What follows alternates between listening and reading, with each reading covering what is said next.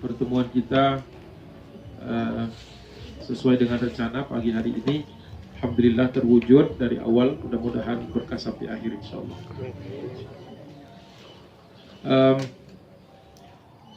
Pembahasan yang akan disampaikan ini adalah pembahasan insyaallah lanjutan dari pembahasan sirah nabawiyah sebelumnya yang berkaitan dengan hijrah, kalau tidak salah sampai dengan hijrah, dan kemudian penekanan khusus pada bina masjid, mendirikan masjid atau membangun masjid. Saya sempat lihat di beberapa halaman ada di dalam juz kedua, ya, kitab kedua dari kitab Ar-Raudul Unuf, yaitu syarah dari kitab As-Sirah An-Nabawiyah Ibnu Hisham. Ya, pilihan saya kalau kajian Sirah Nabawiyah ini Ibnu Hisham, karena Ibnu Hisham ini adalah bisa disebut sebagai sirah pertama, karena yang paling lebih pertama lagi sirahnya Ibnu Ishaq itu hampir semuanya ada di dalam Sirah Nabawiyah Ibnu Hisham, dan aslinya itu rusak atau hilang, terbakar atau dibuang oleh orang-orang Mongol ketika Baghdad jatuh ke tangan bangsa Mongol abad ke-13 pertengahan. Ya. Jadi itu kenapa rujukan Sirah Nabawiyahnya saya ambil dari Ibnu Hisham. Ada latar belakang juga sedikit mungkin, ketika di zaman Banu Abbasiyah, khalifahnya kalau tidak salah Al-Mutawakkil Allah, itu melihat umat pada saat itu, di zaman itu sudah banyak yang tidak mengenal lagi kehidupan Nabi Muhammad SAW. Maka diperintahkan kepada ulama, diantaranya Ibnu Hisham, untuk menyusun kembali, tapi sirah yang tidak terlalu panjang, maksudnya tidak terlalu banyak ya halaman-halaman sehingga membuat orang lain menjadi membacanya juga jadi gentar. Maka dibuatlah yang singkat, ya. Singkatnya itu masih dua jilid masing-masing sekitar 400 halaman. Jadi kalau diterjemahkan ya jadi 1000-an lebih kalau bahasa Indonesia. Itu sedikit latar belakangnya. Karena saya tidak tahu apakah beliau sebelumnya menggunakan kitab yang mana. Sama.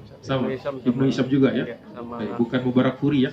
Ditambah Mubarakfuri. Baik.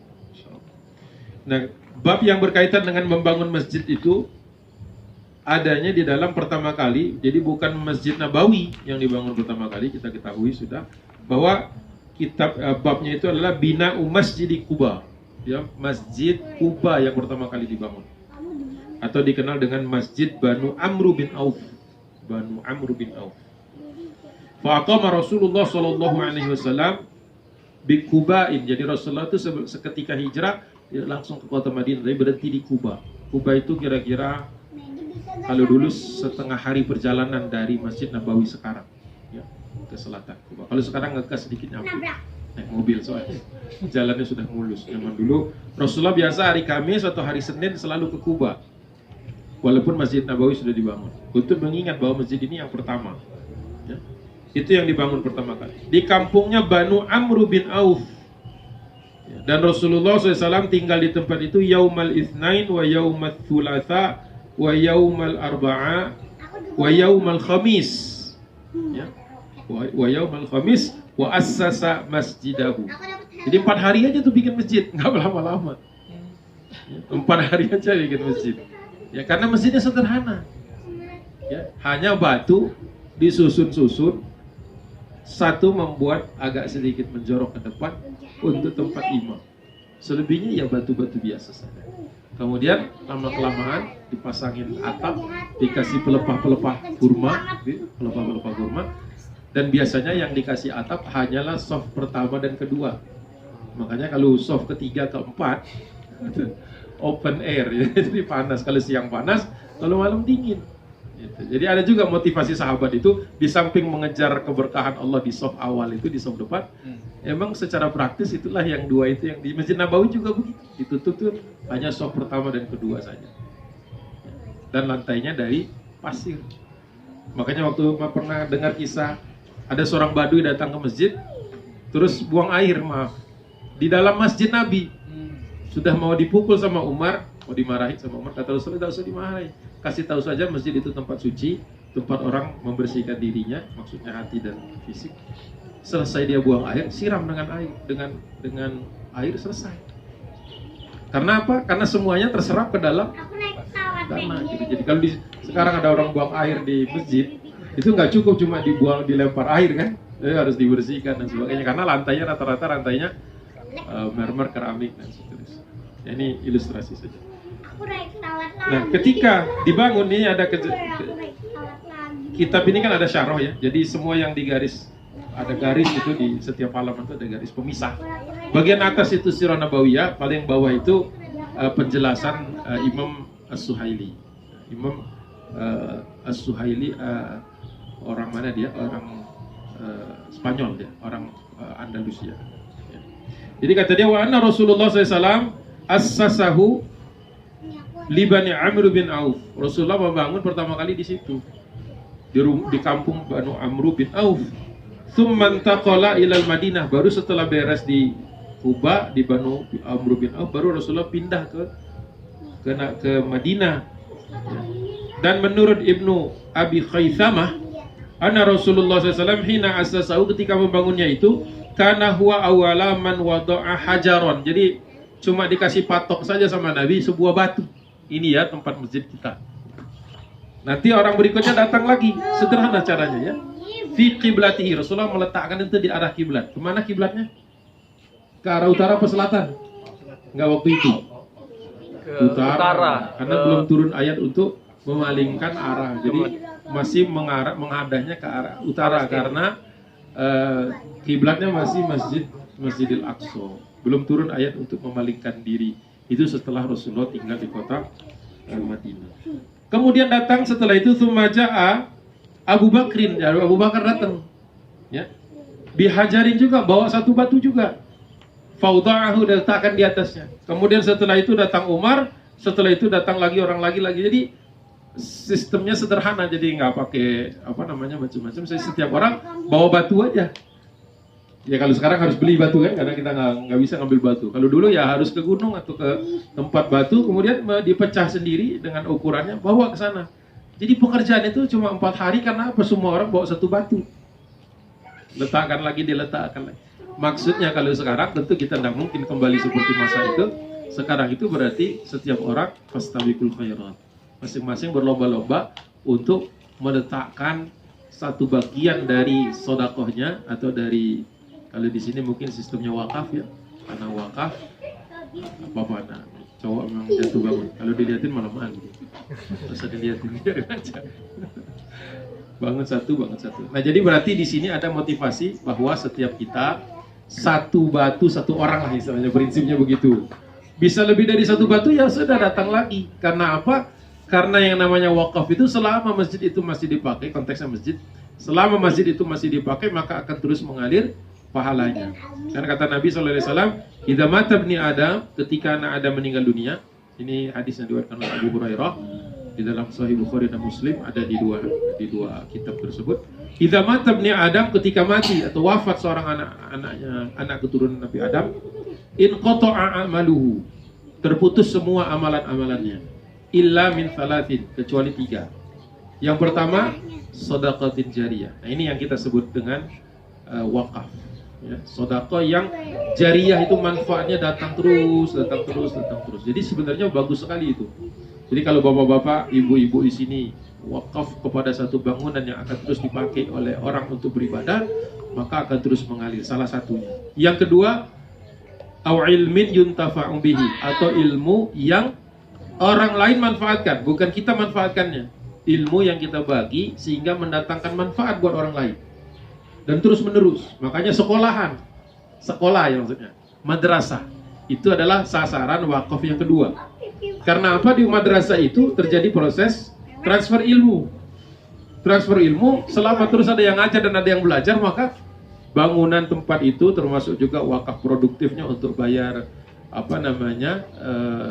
gurunya, itu bagian dari yang kedua, au ilmin yuntafa'u bihi, yang dimanfaatkan ilmunya, manfaatnya bagi orang lain. Atau ngajar, kalau mau sederhananya ngajar. Makanya kita semua disuruh balighu ani walau ayat, kata Rasulullah, sampaikan dariku walaupun hanya satu ayat saja, satu keterangan, satu hadis. Jadi kita itu tidak boleh diam ya. Kalau sekarang kan eranya media sosial, maka menyampaikan satu kebaikan di media sosial itu bagus. Jadi bukan berarti kita jadi off dari, bukan berarti kita harus offline, tetapi online dalam secara selektif.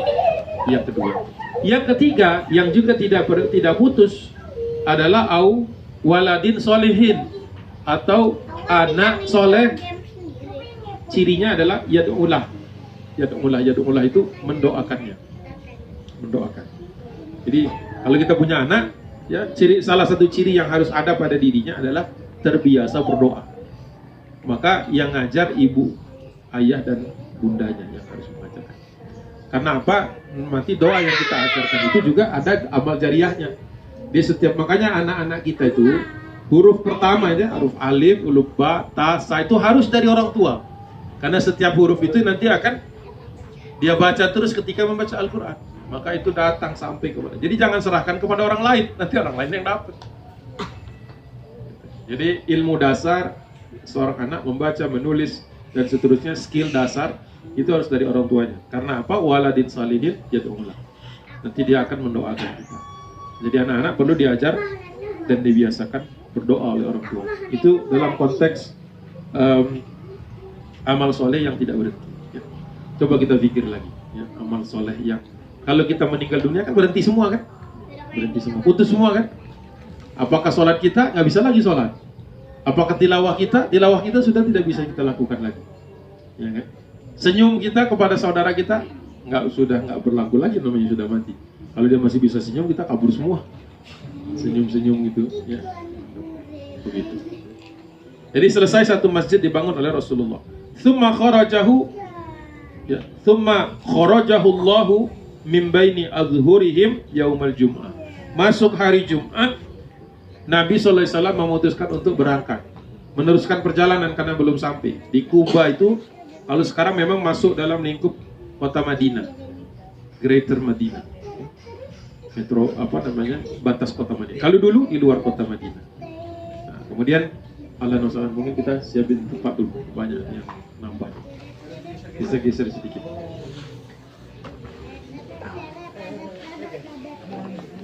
Kapasan.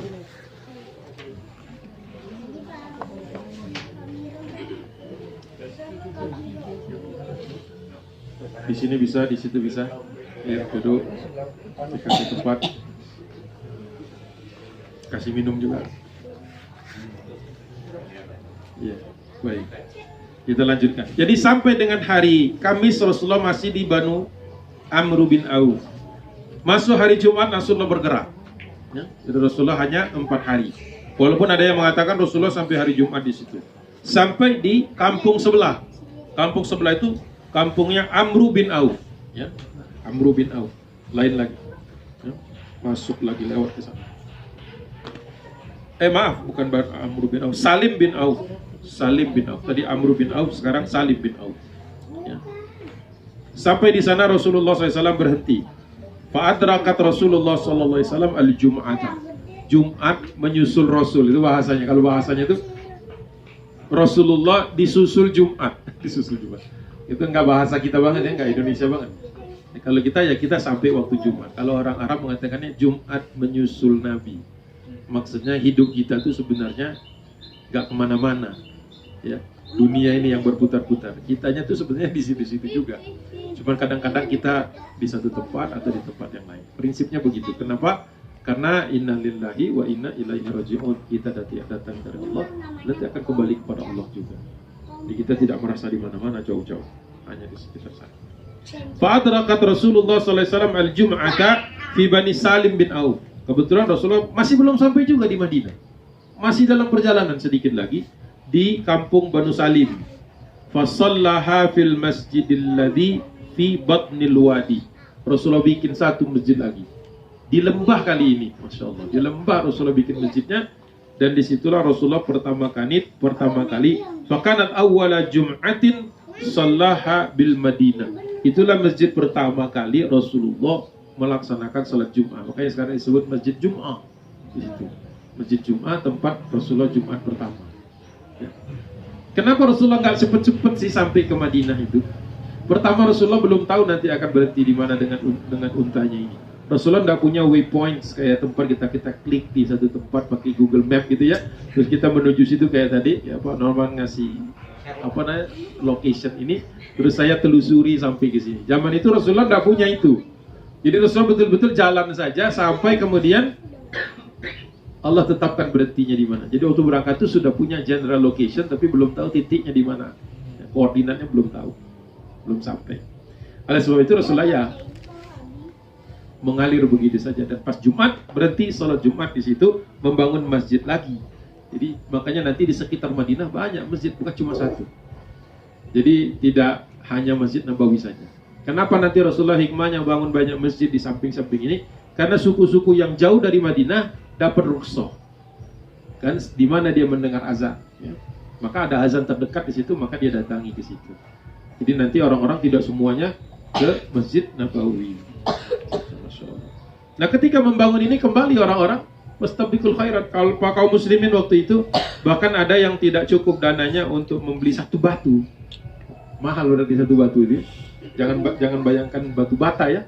Batu gunung yang dipahat itu. Ya, besar-besar seperti itu. Nah, itu ada yang tidak mampu mengadakan satu batu, tapi dia menyediakan punggung. Jadi dia yang bawa. Orang lain yang beli batunya, dia yang bawa. Jadi luar biasa. Walaupun tidak punya uang, tapi dia menginfakkan, mensodakohkan tenaganya. Itu Rasulullah nantinya, kalau kita lihat nanti lebih jelas lagi ketika membangun Masjid Nabawi. Rasulullah sampai menangis melihat sahabat tuh begitunya inginnya mencatatkan dirinya sebagai orang-orang yang beramal soleh. Ya. Jadi konsep kita kalau beramal adalah berlomba-lomba dalam kebaikan. Salat Jumat di sana. Baru setelah itu Rasulullah jalan lagi, Masya Allah. Ya. Belum selesai juga Rasulullah berjalan, masih jalan lagi. Sampai di beberapa tempat, ya, seperti Banu Salim tadi, sebelum Rasulullah meninggalkan kampung Banu Salim, ada yang mencegatnya di tengah jalan. Mereka berkata, ya Rasulullah, aqim. Ya Rasulullah, bermukimlah. Aqim. Ya, aqim indana. Ya Rasulullah, bermukimlah bersama kami. Jadi Banu Salim nggak mau Rasulullah pergi. Maunya sudah di sini saja, jadikanlah ini tempatmu. Jadi kata mereka, aqim indana fil adadi wal uddati wal mana'ati. Ini tiga hal nih yang terkait dengan bagaimana seorang muslim menyambut tamunya. Apalagi tamu seperti semulia Nabi Muhammad SAW. Apa yang pertama? Aqim indana fil adadi, kata mereka. Ya Rasulullah tinggal di sini. Kenapa? Karena orangnya banyak. Adat itu jumlahnya banyak. Ya kata mereka, ya Rasulullah tinggal di sini saja karena kampung kami ini orangnya banyak. Orangnya banyak. Yang kedua, wal uddati, dan kami ini jago perang semua atau persenjataannya banyak. Dan yang ketiga, wal mana'ati, dan engkau di sini akan dilindungi ya Rasulullah. Ini terkait dengan janji Ansor ketika sebelum Rasulullah hijrah. Mereka berjanji kepada Nabi akan melindunginya seperti mereka melindungi keluarga sendiri. Jadi orang Ansor itu sebelum datang Nabi sudah punya perjanjian kepada Rasul, kalau Rasulullah membutuhkan tempat, mereka akan sediakan tempat. Mereka akan sediakan perlindungan, mereka akan persiapkan orang untuk mengawal Nabi. Ini yang membuat orang-orang musyrikin Quraisy ngiri, karena Rasulullah lahir di Mekah tapi tidak mendapatkan kemuliaan dari kaumnya. Rasulullah hijrah ke Madinah, padahal bukan orang kampung Madinah, tapi dapat perlakuan spesial dari orang-orang Ansor, dari suku Khazraj dan suku Aus. Jadi dua suku ini berlomba-lomba. Sekarang kita letakkan di dalam konteks membangun masjid. Ya, jadi karena tema utama kita membangun masjid. Ketika membangun masjid itu tentu saja bukan hanya biayanya saja, barang-barangnya saja. Ya, ada juga di sana aktivitas, dan kemudian kita setelah bangun masjid jangan kita sepikan masjid itu. Jadi kepada calon ketua DKM, jadi sudah disebut-sebut calon ketua DKM, ya. Kayaknya banyak yang ke sana ya daripada yang ke sini. Artinya dari sekarang harus sudah punya program memakmurkan masjid. Nah, gitu. Jadi masjid dibangun bagus, bisa dibangun bagus. Lebih bagus lagi kalau dia nanti diramaikan dengan aktivitas dakwah. Itu yang kedua. Ya. Dan yang kedua, ketika dikatakan tadi al-adat, berarti ada kesatuan. Jadi tidak boleh ada masjid dibangun tapi kemudian masyarakat sekitarnya terbelah. Jadi nggak boleh dibangun tapi menyebabkan perpecahan, sehingga nanti bangun lagi masjid sebelahnya. Karena yang ini merasa tidak terakomodasi, bangun masjid lagi sekian meter di sana. Tidak terakomodasi lagi sebagian orang, bangun lagi masjid di sana. Akhirnya satu wilayah ini, padahal kalau suatu masjid bakal ramai kegiatannya, jadi 3 masjid yang sepi. Nah, ini perlu dipertimbangkan. Ini esensi gitu ya, menurut saya esensinya adalah kita ketika membangun masjid itu kita menyatukan. Bagus kalau sebelumnya ada retak-retak misalnya, dengan adanya masjid jadi rekat. Orang yang tadinya mungkin kurang kenal, kurang silaturahim dengan masjid, jadi justru ketemu sering. Paling tidak di sholat-sholat rawatib atau di acara-acara. Itu tolong digarisbawahi, bangun masjid bukan karena. Kenapa saya mengatakan itu? Secara konteks historisnya juga ada. Ketika Rasulullah membangun di Kuba, orang kalau dikasih tahu Masjid Kuba, terbayangnya hanya masjid ini. Padahal di Kuba ada satu masjid lagi yang juga terkenal, tapi terkenal jeleknya, yaitu Masjid Ad-Dirar. Masjid Ad-Dirar. Masjid Ad-Dirar itu dibangun tahun 3 Hijriah. Oleh siapa? Oleh orang-orang munafiki. Nah, hati-hati nih. Hati-hati jangan sampai kita bangun masjid layaknya Masjid Ad-Dirar. Jadi kisah sedikit saja. Ketika Rasulullah SAW masih ingat tahun ketiga Hijriah itu apa peristiwa besarnya? Perang Uhud. Perang Uhud. Perang Uhud waktu berangkat jumlahnya 1000. Dihitung sama Nabi waktu berangkat dari Masjid Nabawi 1000 orang kurang lebih. Ketika sampai di kampung Banu Harithah 300 pulang. Siapa yang mimpin pulang? Namanya Abdullah. Bagus banget namanya ya, Abdullah. Tapi bin Ubay. Abdullah bin Ubay bin Salul ini terkenal sebagai gembong munafikin. Kata dia, kami tidak mau berangkat bersama Nabi karena Nabi tidak mendengarkan nasihat kami. Karena waktu sebelum berangkat ada 2 pendapat yang berkembang di Madinah. Satu pendapat bertahan di kota. Satu pendapat kejar musuh, karena musuh jangan dibiarkan masuk ke dalam kota. Karena orang-orang Abu Sufyan dan kaum musyrikin sudah di luar kota Madinah. Akhirnya Rasulullah yang tadinya mau bertahan di kota, melihat masyarakat lebih cenderung kepada yang berangkat, maka Rasulullah berangkat. Ketika berangkat, Abdullah bin Ubay bin Salul mengatakan, loh, ini merugikan kita kalau berangkat ini. Nah, dari situlah pertama kali terjadi perpecahan dalam kaum muslim. Mereka pulang, sudah ditahan supaya tidak pulang, tidak mau. Sudah diingatkan, tidak mau. Akhirnya pulang 300, tidak main-main. Dari 1.300 itu kan berarti 33% lah kurang lebih. Pulang mereka. Nah 300 orang inilah cikal bakal masyarakat munafikin di kota Madinah. Nah kembali kepada tema dasar kita. Ketika bangun masjid tadi, siapapun yang jadi nanti ketua DKM-nya harus, katakanlah kita sudah angkat ketua DKM, seorang pemimpin kita angkat untuk ditaati. Jadi nanti kalau sudah jadi ketua DKM harus mendapatkan ketaatan oleh dari anggotanya. Selama tidak maksiat kepada Allah tentu saja. Jadi, nah itu penting sekali di dalam satu masjid. Jadi bukan hanya bangun fisiknya saja ya, bapak-bapak dan ibu-ibu yang dirahmati Allah. Jadi bukan tantangan membangun masjid itu bukan fisiknya saja, tetapi nanti bagaimana dia menjadi pusat pergerakan, pusat peradaban umat. Artinya di situ ada masalah kita pecahkan di situ. Bukan masalah berasal dari situ nanti. Ada juga kan orang yang jadi masalah karena ribut di masjid. Jangan sampai kalau bisa justru masalah selesai di masjid. Ada perselisihan, beres di masjid. Ada keretakan, beres di masjid. Ada perbedaan pandangan bisa disatukan. Misalnya. Itu yang pertama. Tadi al-adat kan bahasa mereka tadi. Ya Rasulullah, akim indana, ya Rasulullah tinggallah bersama kami, bangun masjid di sini, jadikan tempat ini engkau bermukim, tempat engkau bermukim, karena di sini banyak orangnya, satu kesatuan, dan banyak juga di sini persenjataan. Nah, tentu ini konteksnya harus dibawa ke dunia sekarang, berarti bukan masalah persenjataan. Bagaimana Islam ini dipertahankan di situ, menjadi semacam tempat di mana dakwah berkembang, pendidikan berkembang, dan kemudian kita bisa menangkal paham-paham berpikir sekuler, paham-paham berpikir yang sebenarnya anti kepada agama Islam. Jadi semacam tempat kita berlabuh, tempat kita di mana anak-anak kita percayakan di sana untuk mendapatkan pendidikan dasar di samping sekolah. Tempat di mana mungkin kalau saya belum melihat lokasinya, kalau misalnya masih bisa dibuat semacam zona main anak-anak, bagus. Jadi anak-anak tuh istilahnya mainnya jangan mojok-mojok kemana, ke kafe di seberang sana misalnya, tapi mainnya itu di masjid.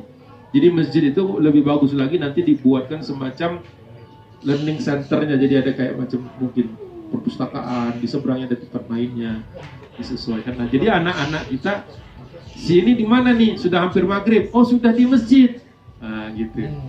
Jadi menjelang waktu-waktu sholat, terutama weekend ya, yang mungkin di rumah atau sudah di rumah orang tuanya, jadi tidak lagi kita temukan anak-anak main-main di mana-mana. Pasti kalau mau ngeriungnya di masjid, kalau mau ngumpul di masjid, ada aktivitas di masjid. Jadi penting sekali cerdas menjadikan masjid justru menjadi tempat anak-anak rindu. Jadi anak-anak itu ke sana mau main yuk ke masjid gitu ya. Walaupun kita didik lagi tentu saja main yang bagaimana gitu kan. Ini nih bosan misalnya lagi kepengen ada aktivitas lain, ke masjid, ada tempat baca, ada tempat main dan sebagainya. Terpantau, ada yang diurus, disuruh tempatin di situ. Itu yang disebut dengan pertahanan kita. Karena kalau anak-anak jebol, orang tua nanti ditanya oleh Allah Subhanahu wa taala. Ya. Allah memastikan setiap kali kita akan diuji, kan 185 surah Al-Imran. Wa lanabluwannakum bisyai'in minal khaufi wal ju'i wa naqsim minal amwali wal anfusi wat thamarat wa basyiris sabirin. Ujian Allah itu ada 5. Al-khauf, rasa takut. Al-ju', rasa lapar. Naqsim minal amwal, berkurangnya sebagian harta. Wa naqsim min anfus, dan kemudian kehilangan sedikit dari kesehatan, sakit. Dan yang terakhir minas thamarat, buah-buahan, gagal panen, sumber pendapatan, tempat kerja kita gonjang-ganjing. 5 itu akan diuji, semua kita akan diuji. Makanya jadilah kata Umar bin Khattab ketika ditanya bagaimana tentang dunia, orang di dunia itu seperti apa bagusnya? Seperti seorang yang sedang berjalan, terus dia berteduh sebentar, setelah itu dia jalan lagi.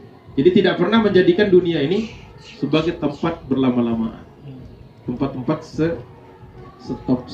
sementara. Jadi kita tidak terikat secara harta, secara kedudukan dan lain sebagainya dengan dunia. Yang terakhir mana'ah. Ya Rasulullah, akim indana fil adadi wal uddati wal mana'ah. Mana'ah itu artinya kami siap melindungimu ya Rasulullah sallallahu alaihi wasallam. Dan itu betul-betul dibuktikan oleh kaum Ansor bahwa Nabi selama di kota Madinah tidak pernah mendapatkan serangan atau tidak pernah mendapatkan gangguan dari luar.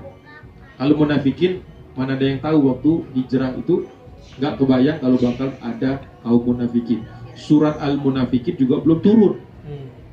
Nah, jadi bisa dibayangkan ya, kaum muslimin nggak terbayangkan di antara mereka nanti ada yang munafik. Baik. Dan ini banyak sekali, panjang hadisnya, dari suku ini, semuanya minta. Jadi Rasulullah, kata Nabi SAW ketika dicegah seperti itu, apa kata Rasulullah SAW? Khallu. Mereka waktu menghentikan Rasul itu sambil megang tali kekang untanya Rasul. Jadi ceritanya tuh agak setengah maksa supaya Nabi bisa menempati tempat tinggalnya. Kata Rasulullah, khallu sabilana. Biarkanlah dia, jangan kau pegang, jangan kekang. Biarlah dia dengan jalannya. Karena apa?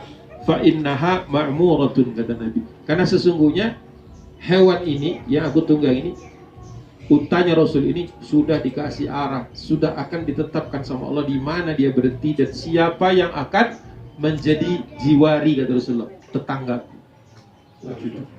Jadi akhirnya dilepas tuh, nggak enak hati kan, udah pegang, dilepas. Jalan lagi Rasulullah, berhenti lagi di Banu Ziyad, berhenti lagi di Banu Qarwah, berhenti lagi di Banu Sa'ad, berhenti lagi di Banu Munzir. Masya Allah, setiap kampung, misalnya bayangkan saya dari sini ke ujung sana misalnya, setiap rumah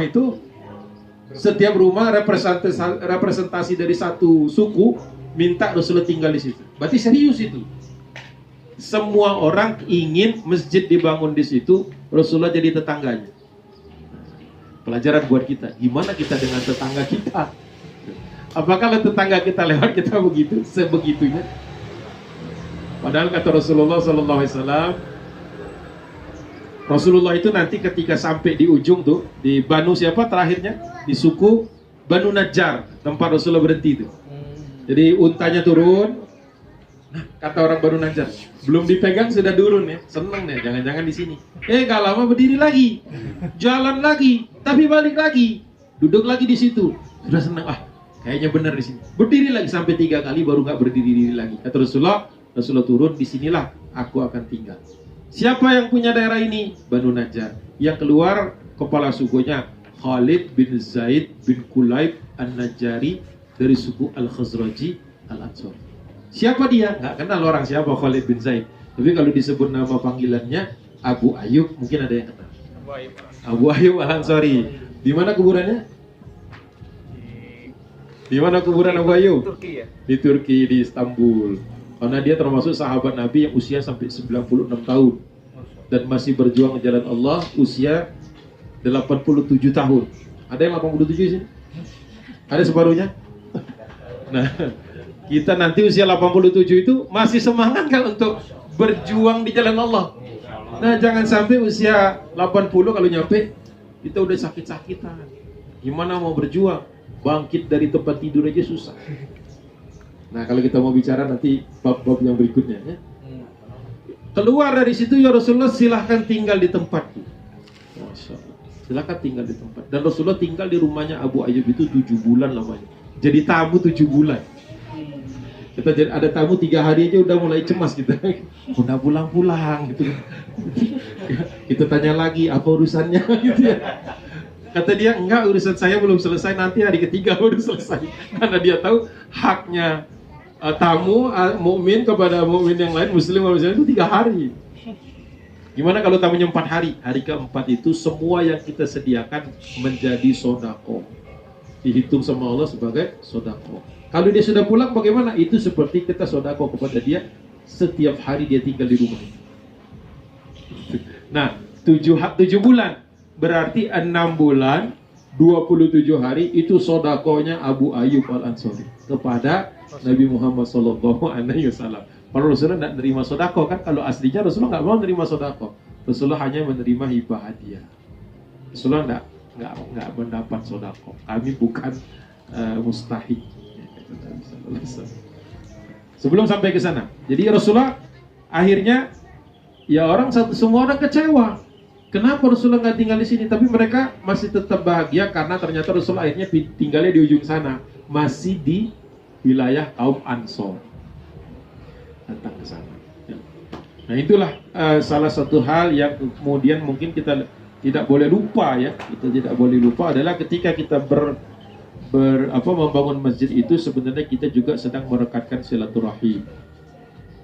Maka semua masjid itu harusnya mendapatkan jamaahnya itu ikatannya makin kuat.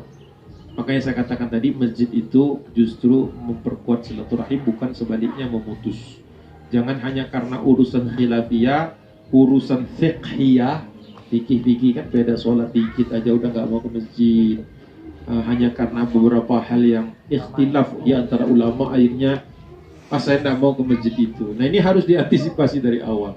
Diberikan pemahaman yang baik, didatangkan alim ulama untuk menjelaskan bahwa di dalam Islam fikih itu punya perbedaan-perbedaan, dan perbedaan selama masih di dalam koridor ahlus sunnah wal jamaah, masih di dalam koridor sifatnya itu furu'iyah bukan akidah, maka kita harus tetap berada di dalam jamaah. Ini saya sedih kadang-kadang masjidnya bangun, jamaahnya retak ya kan? Jadi pastikan dari sekarang nih, fokus kita bukan hanya membangun masjid secara fisik, tapi tadi fil adadi wal uddati wal mana'ah. Bangun itu ada jamaahnya, bangun itu ada persatuannya, dan bangun itu ada kemakmuran masjid. 3 hal yang tidak boleh lepas. Ya, jangan sampai kita mengcreate sesuatu, membangun sesuatu yang justru menjadi fitnah di akhir zaman. Nah, kembali kepada kisah tadi, keputus sedikit, ada beberapa kaum munafikin yang kemudian memang bikin onar, selalu menyebarkan desas-desus. Diberikan warning sama Rasulullah 3 kali. Ada bab tentang orang munafikin. Dikasih warning 3 kali, dinasihati 3 kali, belum juga berubah. Maka kata Nabi, usir mereka, dikeluarkan dari masjid. Itulah sebabnya kenapa ketika jumlahnya sudah 13 orang yang dikeluarkan dari masjid, disuruh keluar sama Nabi. Setelah setelah dinasihati 3 kali, masih juga suka bisik-bisik di belakang, ngomong-ngomongin dan mengadu domba, usir semua. Akhirnya 13-an orang ini pergi ke Kuba, membangun masjid tidak jauh dari masjid Banu Auf tadi, Banu Amr bin Auf tadi. Bangun masjid yang dikenal dengan nama Masjid Ad-Dirar. Sholatnya sama. Tapi masjid itu sebagaimana di dalam ayat Al-Quran menimbulkan keresahan, menimbulkan perpecahan dan seterusnya. Jadi jangan sampai masjid kita justru seperti menimbulkan hal-hal seperti Masjid Ad-Dirar. Jadi mulai dari sekarang tuh dijadikan pusat perhatian di samping penggalangan dana tentu saja. Akhirnya Rasulullah nasihati lagi, kirim sahabat untuk nasihati di sana. Dinasihati terus sampai berapa tahun? Sampai tahun ke-9 Hijriah. Bangun tahun 3 Hijriah. Berapa tahun? Berarti 6 tahun.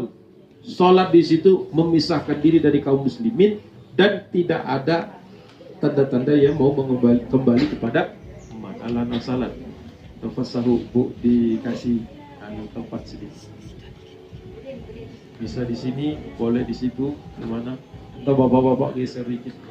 Bapak-bapak. Jangan di tangga, Bu, nanti kepleset. Dingin pula di sini, Anda minum. Saya juga mau break minum. Ibu-ibunya juga yang baru datang mungkin.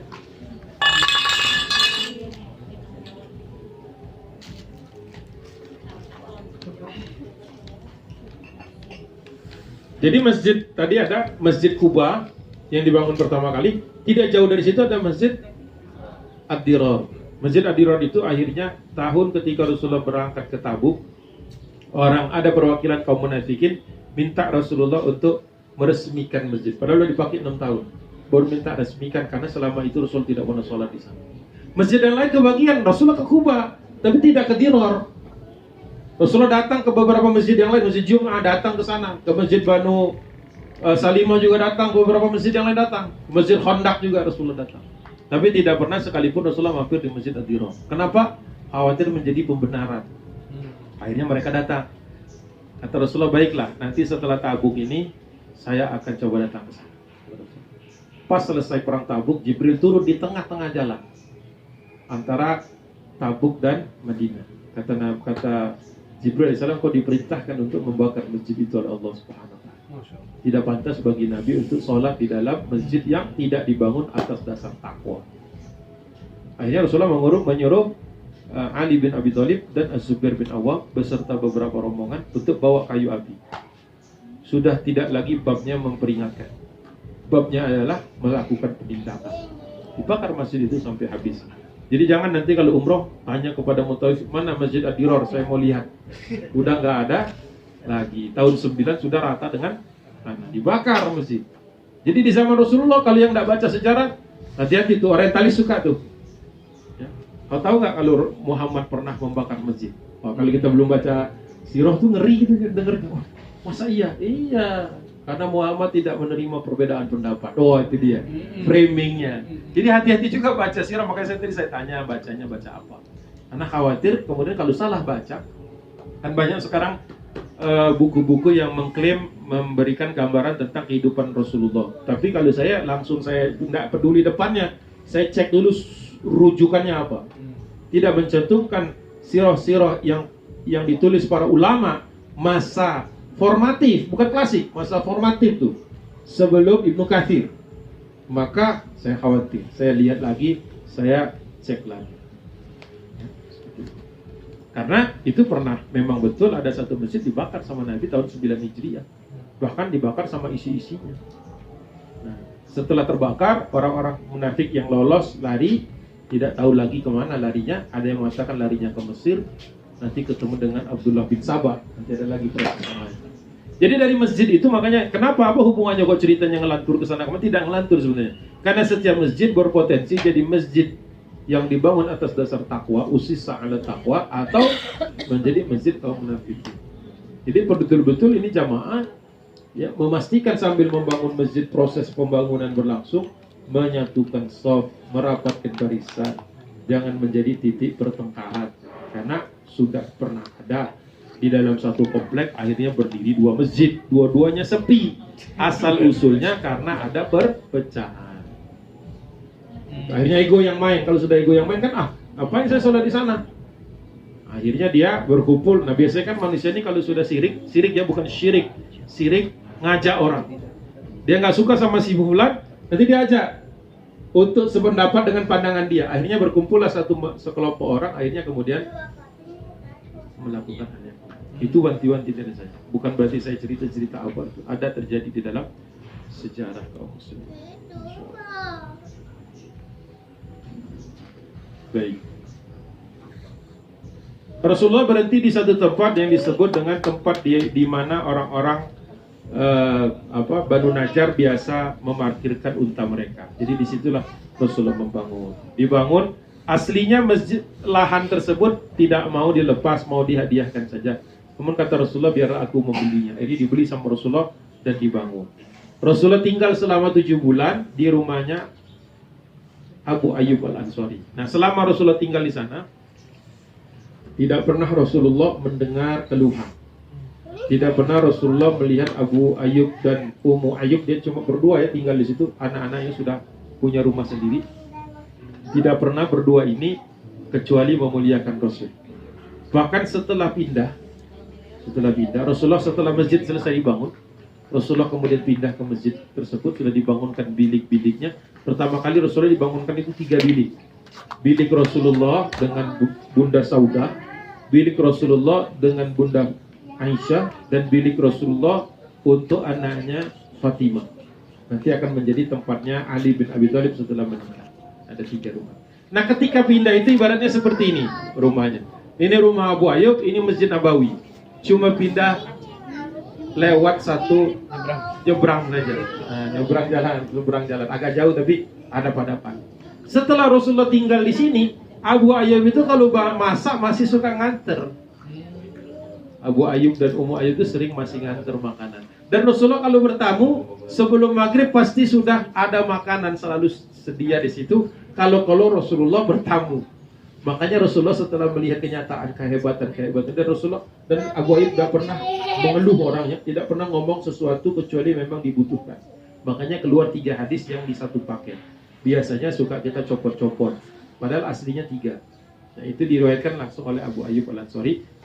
Ada di dalam riwayat yang lain dari Anas bin Malik. Kata Nabi SAW, "Man kana yu'minu billahi wal yaumil akhir." Barang siapa yang beriman kepada Allah dan hari akhir, fal yukrim dhaifahu, hendaklah dia memuliakan tamunya. Rasulullah tidak berhenti, langsung ngomong lagi, "Man kana yu'minu billahi wal yaumil akhir." Barang siapa beriman kepada Allah dan hari akhir, fal yukrim jarohu. Atau di dalam teks yang lain, kalau yang Anas bin Malik, fal yukrim ila jarihi. Sama mananya. Hendaklah dia memuliakan tetangganya. Langsung lagi Rasulullah mengatakan, jadi 3 itu satu paket. Man kana yu'minu billahi wal yaumil akhir. Barang siapa beriman kepada Allah dan hari akhir, falyakul khairan aw liyasmut. Hendaklah dia berkata bagus, yang baik, atau diam. Konteksnya itu menuju kepada Abu Ayyub. Jadi Abu Ayyub itu konteks umum ya, konteks khusus ya, khusus kan ayat itu ada pembicaraan khusus, sama hadis juga ada pembicaraan khususnya, tapi ada pembicaraan umum. Kalau umumnya siapa saja, kalau ada tamu, fal yukrim dhaifahu, tamunya diberikan kebaikan. Kalau sebagai tamu ada juga akhlaknya. Jadi jangan mentang-mentang tahu hadis itu besok bertamu 3 hari ya, awas. itu nantangin itu ya. Nanti ada kewajiban tamu, ada juga mengetuk. Yang paling sering salah ngetuk gini kan, ngetuk tuh gini, ngerti kan? Ini tuh maksudnya membelakangi pintu, bukan ada pintu. Karena kalau pintu ternyata belum dikunci, diketuk itu dia terbuka, orang di dalamnya aurat belum tertutup, dosa. Makanya gini, tek. Jadi ini pintu nih, tek, gitu. Dan salam 3 kali. Kalau salamnya sampai 3 kali nggak dijawab, pulang. Jangan dilihat di jendelanya, muter ke belakang.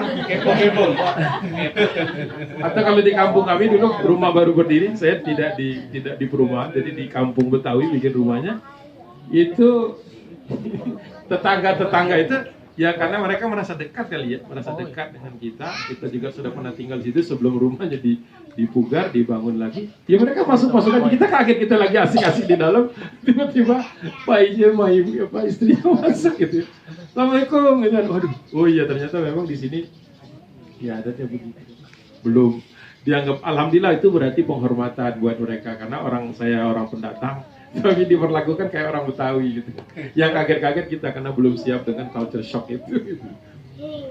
Jadi gitu, itu salah satunya. Banyak yang masih belum kan? Masih begini, bahkan begini-gini, lihat di jendela, nggak boleh. Miss call. Sama aja manggil-manggil. Salam saya, assalamualaikum. Nah, kedua kencengin dikit, ketiga kencengin sedikit, tidak dijawab juga. Bisa jadi ada di dalam, tapi belum mau ditemui atau ada hal-hal lain. Jadi wajib bagi kita untuk pulang dan datang besok atau janjian. Jangan sambil nge-calling, sambil ngetok, sambil ngintip. Kita di dalam kayak dikejar-kejar sama agen. Baik. Jadi kata Rasulullah SAW kepada siapa? Kepada Abu Ayyub tadi. Abu Ayyub itu profil seorang yang memuliakan tamu, sekaligus profil seorang tetangga yang baik, sekaligus profil orang yang ngomongnya sangat dijaga. Bukan gak ngomong ya. Falyakul khairon, hendaklah berkata ya, bagus atau diam. Bukannya diam, jadi ntar pulang dari sini diam semua. Kenapa? Katanya lebih bagus diam. Bukan lebih bagus diam, lebih bagus ngomong yang baik. Kalau ndak bisa, baru lebih baik diam. Jangan dibalik. Nanti semua pada diam, sepulang ke rumah ndak ada sapa-sapaan. Sudah keliru juga. Jadi masjid berarti jadi pusat pendidikan. Dengan orang tua hadir ke masjid, akhlaknya dia makin baik, tahu adab dan seterusnya. Jadi itulah masjid yang diidam-idamkan. Bukan hanya bangunannya yang megah, bukan hanya banyak kegiatannya, tetapi juga melahirkan masyarakat di sekitarnya yang semakin beradab, semakin akhlakul karimah, akhlaknya baik. Itu yang kita ingin harapkan. Ya. Ngomong-ngomong, sampai berapa kita? Ya takutnya ada acara. Baik. Seridonya ya. Baru saya pakai falakul khairun awliyasmut. Udah nggak ada lagi yang bagus bisa disampaikan. Astagfirullah. Alhamdulillah. Ya. Alhamdulillah Rasulullah SAW selama 7 bulan diservis oleh Abu Ayyub Al-Ansari. Abu Ayyub beberapa kali minta Rasulullah untuk tinggal di atas. Abu Ayyub rumahnya 2 tingkat. Di Madinah jangan dibayangkan rumahnya sederhana. Mereka itu ada yang sampai 4 tingkat. Namanya utub. Tapi yang punya rata-rata orang kaya atau Yahudi. Utub itu 4 tingkat. Lantai bawah khusus untuk binatang. Maksudnya binatang bisa masuk ke dalam rumah. Lantai 2 tempat tinggal orang. Lantai 3 stok barang-barang makanan. Lantai 4 benteng. Jadi di atas itu platform, bukan genting. Kalau ada serangan tinggal tutup pintu depan, jebret. Makanan sudah di dalam, hewan sudah di dalam. Di tengah-tengah rumah biasanya ada biar, sumur. Naik ke atas, panah sudah tersedia. Mau perang hari itu juga bisa. Itu utumnya Madinah. Banyak yang tak tahu. Kaum muslimin ada juga yang punya, tapi mayoritas yang punya itu Yahudi. Makanya hadis yang terkait dengan kelahiran Nabi, orang-orang Yahudi teriak-teriak di atas utum Madinah. Bahasanya. Ya, utum. A, to, alif, to, mim. Utum pakai to, utum. Ya. Jadi kaum muslimin sudah biasa rumahnya 2 lantai, 3 lantai itu biasa. Abu Ayyub minta Rasulullah tinggal di lantai 2. Namun Nabi Muhammad SAW meminta lantai bawah.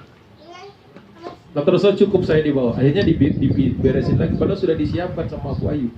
Akhirnya Rasulullah di bawah. Selama malam demi malam, kata Abu Ayyub, kami di atas itu tidak bisa tidur dengan nyenyak. Kenapa? Karena lantainya dari kayu. Mereka khawatir kalau jalan itu menimbulkan bunyi yang akan mengganggu Muhammad SAW. Sampai begitu, kita kadang-kadang nabuh musik kenceng-kenceng padahal dindingnya nempel, tetangga tidur atau apa terbangun akhirnya. Akhlak lagi. Di mana kita belajarnya? Di masjid. Kalau diajarinnya di rumah nanti ribut gitu kan. Woi, kecilin dikit. Itu sisanya jadi ribut, ya kan? Apa namanya? Alat musik punya saya, suka-suka saya gitu kan. Akhirnya bukannya adem malah konflik gitu ya. Konflik. Jadi bisa diselesaikan di masjid. Adab akhlak diajarkan di masjid. Sehingga semakin makmur masjid, semakin bagus tempat tersebut. Kata Nabi, kami cukup di bawah saja Abu Ayyub. Kata Abu Ayyub, baiklah. Karena dia mau selalu taat sama Nabi. Nah, selama di bawah itu ternyata betul. Karena ketika orang sudah tahu Rasulullah tinggalnya di rumah Abu Ayyub, setiap hari sebelum masjid berdiri, setiap hari orang datang. Untuk apa? Silaturahim. Namanya orang sudah masuk Islam, ya kan? Ansor itu masuk Islam sebelum Nabi datang. Setelah Rasulullah datang, hampir seluruhnya sudah masuk Islam. Jasa dua orang guru. Yang pertama Mus'ab bin Umair, yang kedua orang yang masih buta, orang yang buta sahabat Nabi namanya Abdullah bin Umi Maktum. Dua guru bisa mengislamkan satu kota. Satu orang sekarang kadang-kadang bikin masalah dengan orang satu kota. Ya bisa jadi. Satu negara juga bisa. Atau satu negara. Jadi kontras hebat dulu. Masjidnya sederhana, atapnya hanya pelepah kurma, akhlaknya kelas 5. Sekarang masjidnya kelas 5, akhlak kelas 1. Jadi khawatir saya terus terang. Senang dengan berita bahwa masjid akan didirikan di sini. Kalau ada rasa kekhawatiran. Mudah-mudahan ketua DKM, saya bukan orangnya, saya tidak lihat mana-mana, lihat atas. Kalau lihat orang takut dia merasa dia yang jadi. Tapi nunjuk. Dia kan isyarat-isyarat boleh. Jadi mohon diperhatikan juga masalah ini. Bagaimana kalau masjid itu Nabawi itu orang-orang di sekitarnya orang-orang seperti Abu Ayyub, Masya Allah, ya, seperti Abu Ayyub. Akhirnya tidur di bawah. Tapi itu tadi setiap hari benar ternyata Rasulullah di bawah. Jadi orang mau ketemu Nabi itu tidak perlu membangunkan Abu Ayyub, karena untuk naik ke lantai 2 harus lewat bawah kan. Karena Abu Ayyub di atas, begitu masuk pintu langsung ketemu Nabi, urusan selesai. Jadi Abu Ayyub tidak terganggu. Ternyata pilihan Nabi di bawah itu memudahkan tuan rumah. Itu yang tadi saya mau tambahkan, akhlak yang menjadi tamu, tidak menyulitkan. Manakala urusan selesai segera minta izin pamit. Jangan mentang-mentang masih 2 hari lagi, saya kan haknya 3 hari. Bahkan kamu tuh kalau saya seminggu di sini tuh sodako loh. Sodakonya nyuruh maksa. Jadi tuan rumah kan baru ngaji kan, oh iya ya gitu, nggak enak dia ngelawan, gitu kan. Oh nggak ingat tadi pengajian dengan Ustaz Agung, itu apalagi digitu-gituin. Jadi harus timbal balik. Alhamdulillah. Nah ketika membangun masjid itu sahabat-sahabat juga yang kali ini banyak, karena Rasulullah mempersaudarakan, ya, mempersaudarakan apa? Muhajirin dengan muhajirin. Jadi ta'akhi itu ada dua gelombang, muhajirin dengan muhajirin dan muhajirin dengan ansor. Jadi selama ini kita hanya tahu kan satu, muhajirin dan ansor. Ternyata ada muhajirin dengan muhajirin. Seperti Umar bin Khattab kepada Muhammad bin Maslamah, sama-sama muhajirin, ya. Dan nanti dipersaudarakan dengan saudaranya yang dari ansor. Jadi memang membangun masjid juga ada konsekuensi kita mempererat silaturahim. Kalau disaudarakan mungkin tidak bisa sekarang. Karena dulu beda kasusnya. Tapi bisa. Makanya saya katakan tadi, tetangga yang tadinya tegang, yang tadinya agak sedikit dingin, dengan adanya masjid cair lagi. Itu ya. Jangan kebalikan. Terus yang kedua, kemudian ketika Rasulullah SAW mau pindah, pamit sama Abu Ayyub, dan Abu Ayyub sedih. Sudah 7 bulan masih sedih. Kalau kita senang, wah ya, pergi juga akhirnya. Setelah sekian lama di sini akhirnya pergi juga. Kalau Rasulullah begitu meninggalkan rumah Abu Ayyub masih terkenang-kenang. Tempat tidur Rasulullah itu tidak tidak di apa? Tidak diberesin. Ya, maksudnya tidak dipakai lagi, dibiarkan saja. Kalau Rasulullah berkenan mampir, sudah ada tempat itu. Abu itu tetap di atas, padahal aslinya di bawah. Tetap aja di atas, mengingat itu. Nah, sekali waktu Abu Ayyub pernah memotong hewan untuk makan, menyembelih hewan. Kemudian dimasak. Masaknya dibawa ke rumah Rasul. Kata Rasulullah, kami sudah kenyang. Kasih tetangga sebelah. Maksudnya siapa? Rumahnya Fatimah. Karena kata Rasulullah, Fatimah sudah beberapa hari saya lihat tidak masak. Tidak masak. Silakan. Dibawalah ke sebelah. Ketemu diketok, Fatimah dan Ali keluar. Mereka sudah menganggap Abu Ayyub sebagai keluarga. 7 bulan kurang lebih di situ. Akhirnya kata Fatimah, Abu Ayyub, kami memang sudah lama tidak makan. Tapi tetangga ujung sana sudah lebih lama dari kami tidak makan. Bawa ke sebelahnya lagi. Jadi bukan karena sudah kenyang, tapi ada yang lebih lapar. Bawa lagi sebelahnya. Orang sebelahnya lagi, ke sebelahnya lagi, ke sebelahnya lagi, ke sebelahnya lagi, muter. Balik lagi ke rumahnya Abu Ayyub. Ini makanan balik lagi ke sini. Di zaman itu karena rata-rata manusia qanaah. Cukup dengan yang sudah ada. Alhamdulillah tidak ada kita di putaran tadi. Kalau ada berhenti itu makanan. Karena kita sudah kenyang dikasih makanan masih diambil. Udah sempat putar, udah nyampe situ, berhenti di sini. Ustadznya yang minum. Habis. Pernah nggak kebayang makanan diputar tapi semuanya nolak dan nggak janjian nolaknya itu. Kalau sudah dikasih nanti ada makanan tolak ya, itu kan lain lagi. Ini tidak ada sandiwara, betul-betul orang terakhir menduga Abu Ayyub belum makan, padahal dia ya dasarnya cerita itu. Makanya di kemudian hari Ali bin Abi Thalib dan Fatimah pernah menyembelih makanan lebih dari biasanya. Tahu nggak kemana dia open? Yang dia ingat adalah Abu Ayyub. Karena Abu Ayyub yang disuruh. Nah, dulu saya baca hadis itu lebih awal. Fatimah, Ali menyembelih kambing, domba, membuat makanan dan membawanya ke rumah Abu Ayyub. Mikirlah, kenapa nggak ke ayahnya? Kenapa nggak ke Abu Bakar? Kenapa nggak ke Utsman? Kenapa nggak ke Ali rumahnya sendiri ya? Kenapa enggak? Kenapa rumah Abu Ayyub? Siapa Abu Ayyub? Saya belum tahu Abu Ayyub waktu itu. Nah, makanya baca Sirah Nabawiyah tak cukup satu putaran. Terus berkali-kali dan memperkaya bacaan supaya kita tahu ternyata setiap sahabat itu spesial. Hebatnya masjid zaman dulu melahirkan orang-orang seperti itu. Karena di sekitar masjid rumah mereka, maka ngikut dengan sahibul masjid, yaitu Rasulullah Sallallahu Alaihi Wasallam. Akhlaknya ngikut Nabi. Rumahnya di samping masjid, akhlaknya juga robbani.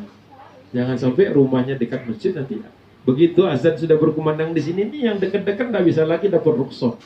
Kalau ke depan ke Jabal Nur kejauhan kan, ke sini kan dekat. Nanti semuanya ingat ketika masjid sudah dibangun sedekat ini, sakit-sakit pun harus didorong maju. Jadi sebenarnya kita semua yang ada di sini nih, yang bermimpi-mimpi membangun masjid ini sebentar lagi berdiri ini, mendapatkan satu tambahan kewajiban, harus datang ke situ. Tidak boleh sepi, kecuali memang ada urusan. Wallahu a'lam bishawab. Itu tadi mungkin beberapa hal yang berkaitan dengan masjid Nabi Sallallahu Alaihi Wasallam. Ketika para sahabat itu menggotong batu-batuan, Rasulullah mendoakan mereka dengan doa yang masyhur. Kata Nabi sallallahu alaihi wasallam, "Fayaqulu Rasulullah sallallahu alaihi wasallam, la 'aisha illa 'aishal akhirah. Allahumma'rham al-muhajirin wal ansar." La 'aisha, bukan Aisyah, lain lagi. La 'aisha, tidak ada kehidupan seabadi kehidupan Aisyal akhirah, kecuali kehidupan di akhirat. Dan ya Allah di satu baitkan dengan Nabi dengan doanya tadi, Allahummarham, ya Allah rahimilah atau sayangilah, kasihilah al-muhajirin wal ansar. Jadi harus dengan ada masjid itu Allah turunkan ridhonya kepada kita. berkahnya turun kepada kita. Yang sakit cepat sembuh, yang ada masalah cepat selesai. Nah, mungkin ada masalah. Yang mungkin jatuh miskin cepat kembali. Yang mungkin kaya mendadak tetap membumi, tidak jadi orang yang norak, ya. Kemudian yang makin alim berbagi kepada yang lain, yang kurang alim belajar. Nah, seperti itulah interaksi yang ingin kita bangun ketika masjid atau dalam proses masjid ini berdiri. Dikasih nama apa nanti di sini? Al-Mumtaz atau musola ya, musola. Musola atau masjid? Musola. Alhamdulillah. Musola Al-Mumtaz ya. Mudah-mudahan mumtaz semua urusan. Amin. Insyaallah ya. Billahi taufiq wal hidayah. Assalamualaikum warahmatullahi wabarakatuh. Waalaikumsalam. Boleh? Kalau mungkin Ada tanya jawab. Oh, yang jawab. Jangan pas saya minum nanti. Bapak-bapak yang ada mau bertanya silakan Pak. 1-2 pertanyaan mungkin.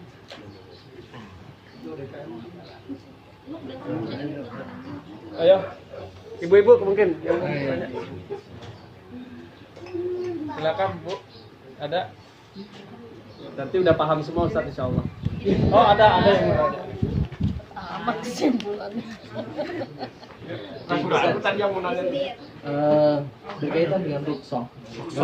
Dia seorang laki-laki sholat di masjid, kewajiban sholat di masjid bagi laki-laki itu rukhsahnya itu kan sebenarnya ada yang bilang lebih dari 10 Ustaz.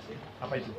Maksudnya dari mulai hujan besar dan segala macam. Maksudnya mungkin bisa jadi ilmu dari buat apa namanya yang di sini rukhsah yang benar-benar utama itu ada apa aja Ustaz?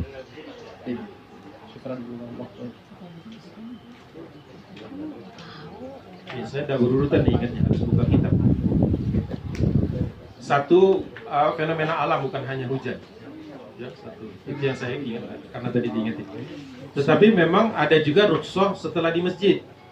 Kalau sudah sampai sana sholat zuhur, hujan lebat sekali, boleh dijamak ke asar. Jadi nanti setelah reda pulang, dah perlu ke masjid lagi asar. Reda. Cuma memang tidak populer di Indonesia. Fikih itu tidak populer. Syafi'i. Kemudian sakit yang tidak memungkinkan dia bangun. Ya. Tapi ada pemberatnya. Bahkan orang buta pernah ketemu Nabi jalan. Ditanya kata Rasulullah, ini orang buta mau kemana? Mau ke masjid. Kata Rasulullah, subhanallah. Ya, banyak orang yang bisa melihat tapi tidak berangkat. Menunjukkan betapa buta, karena buta itu tidak dianggap penyakit. Jadi jangan dianggap buta itu penyakit. Buta itu adalah satu qadarullah yang tetap dia kan. Kalau panas kan nanti hilang panasnya, demam hilang. Tapi kalau buta saja tetap berangkat. Dan itu masih diamalkan. Banyak orang di Masjid Nabawi, di Masjidil Haram itu kalau ngelihat orang buta jalan itu mereka berebutan untuk menggandengnya seperti Rasulullah waktu itu pernah gandeng orang buta. Luar biasa. Akhlaknya itu luar biasa. Menghormati orang seperti itu. Jadi sakit yang nggak bisa bangun. Jadinya sakit yang memang mau tidak mau mewajibkan dia berbaring. Jadi ya bed rest. Tapi atas resep atas rekomendasi dokter. Bukan maunya saya mau bed rest itu lain lagi. Itu namanya mau tidur, mau lanjut tidur, bed rest. Yang ketiga, ketika ada jihad fisabilillah, maka berangkat berjuang di jalan Allah. Nanti sebagaimana Rasulullah pernah berangkat, kemudian tidak jauh keluar dari Masjid Nabawi, luar dari Madinah, sholat di luar. Jadi tidak sholat di Masjid Nabawi, tapi di masjid yang di luar. Pernah kasus seperti itu. Ini termasuk yang mendamaikan orang. Ada orang bertengkar, maka lebih dahulu mendamaikan orang itu ketimbang ke masjid. Jalan nih, lagi jalan orang berantem di situ. Antum lewat aja, kenapa? Mau ngejar masjid, azan. Orang berantem, apalagi kita tahu dua mukmin. Mendamaikannya, bahkan berbohong untuk mendamaikan dua orang mukmin, boleh. Tapi harus mukmin ya? Hah? Harus mukmin ya? Kalau yang mendamaikan iya. Kalau bukan mukmin yang berantem nggak perlu buat. Nah, fikih maksudnya. Apakah bisa kita mendamaikannya? Kalau bisa, afdol. Karena orang mukmin itu gampang ingetinnya. Ittaqillah, selesai. Kalau mukmin dengan satu kata saja ittaqillah, damai harusnya dia. Kalau lebih dari itu berarti keluarkan yang lain. Itu kenapa rahasianya mendamaikan mukmin disebutnya. Muslim ya termasuk di dalamnya itu. Begitu. Kalau orang kita nggak kenal, ya mungkin perlu bawa third party, orang ketiga. Iya, maksudnya orang yang netral juga. Tetapi ingat lagi. Sehingga saya sih lebih dari 10, cuma kok ingatnya kalau harus dibaca lagi ya. Kemudian jadi fenomena alam sudah, jihad fisabilillah sudah, orang yang bertengkar di jalan. Ini yang mukim ya, kalau di safar kan sudah jelas ada hukumnya. Yang kebayang keinget sama saya itu 4 itu. Yang lainnya harusnya ada banyak. Cuma tidak kepikir saat ini gitu untuk memerasi. Atau dia baru kembali dari perjalanan tapi sama aja safar. Kan sunnahnya kalau kita pulang dari perjalanan jauh yang menyebabkan kita harus berjamaah qashar, maka pas pulang itu disunnahkan Nabi berhenti ke masjid dulu. Sholat dulu di situ 2 rakaat, apabila sudah masuk waktunya sholat baru pulang. Jadi bisa juga dilakukan itu. Tapi nggak rukhsah jadi. Allah alam. Harus saya buka lagi, nggak hafal semuanya.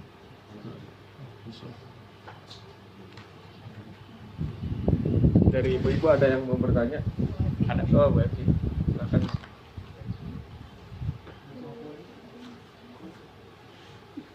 Ya Bu, silakan. Assalamualaikum warahmatullahi wabarakatuh. Waalaikumsalam. Saya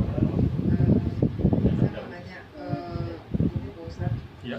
misalnya ada seorang muslim yang menentang untuk tidak setuju untuk pembangunan masjid atau musola. Tidak setuju pembangunan masjid. Musola itu apa yang harus kita lakukan? Tanya dulu kenapanya nggak mau. Nah itu biasanya. Nggak ketahuan. Kalau dia nggak setuju aja gitu. Ya tanya baik-baik. Ya, Bu. Datang. Contohnya kayak saya bertetangga ke sebelah rumah saya. Ya. Ya. Salah Ini sama satunya- case-nya sama. Sama. Ya. Salah satunya tetangga saya pas sebelah tembok lah. Ya. Sampai saya udah jalan 3 tahun ini bertatap mic nih. Bertatap muka pun nggak tegur. Itu gimana ya? Saya berdosa atau gimana? Saya Ya tegur kalau nggak sudah bisa? hampir 3 hari harusnya 3 tahun. maksudnya begini. Misalkan Pas 3 tahun. hari ketiga itu jangan ditunggu sampai